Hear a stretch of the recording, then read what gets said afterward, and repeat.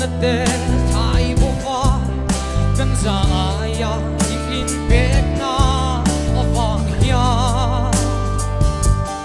Hùng thu ban chiều tia lal pa ima akan lo ku ne sao nơi na khat mà thiên đi vang y Hùng thu ban chiều tia lal pa ima akan lo ku ne itu song kia tan tan in vui la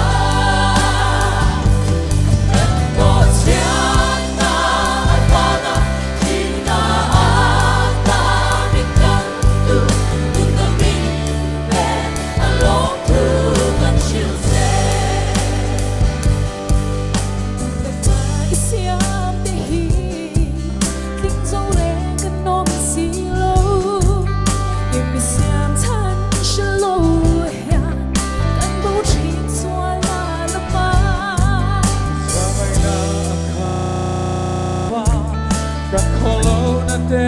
thai bova kan za ya in pek na avang ya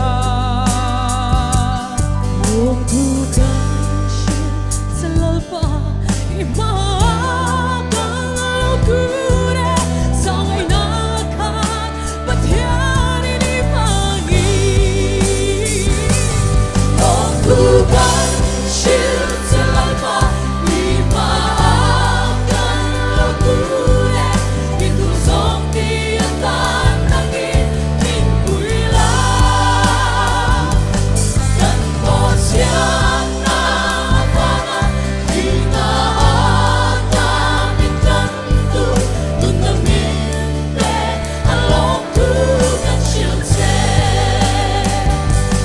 lòng thu căn chiều xe lal pa ima akan lo ku ne